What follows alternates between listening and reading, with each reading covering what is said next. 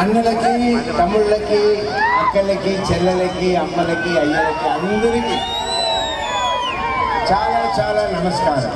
ఇప్పుడు నేను ఇక్కడ వచ్చిన విషయాన్ని షార్ట్గా చెప్తాను.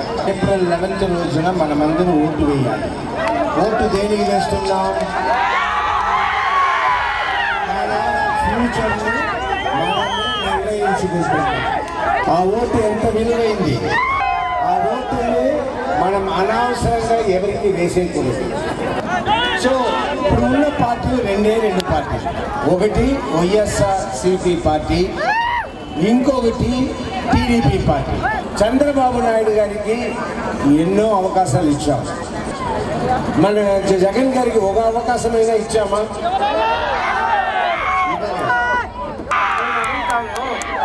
మన తెలంగాణ ఆంధ్రప్రదేశ్ విడిపోయిన తర్వాత మన ఆంధ్రప్రదేశ్కి మన స్పెషల్ స్టేటస్ కావాలి, మన అభివృద్ధి చేసుకోవడానికి ఇంకా మన డబ్బు కావాలి అని చెప్తున్నప్పుడు ఈయన చంద్రబాబు నాయుడు గారు మన 35,000 ఎకరాలు బాగా పంటలు పండుతున్న భూమిని తీసుకెళ్ళి నేను సింగపూర్ లాగా చేస్తానని మన దగ్గర చెప్పి దాన్ని తీసుకెళ్ళి సింగపూర్కి అమ్మేశారు, కమిషన్ తీసుకున్నారు.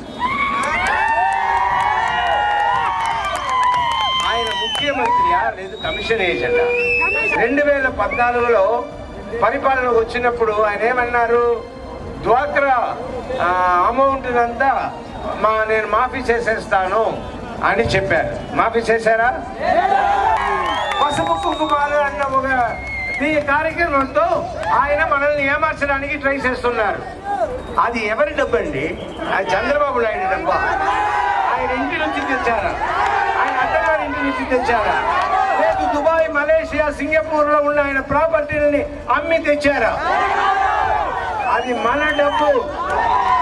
మన డబ్బు సెంట్రల్ గవర్నమెంట్ నుంచి శాంక్షన్ అయితే దాన్ని ఆయన ఐడియా చేసి ఓటింగ్ కు ముందు మనకు వచ్చేలా చేశారు.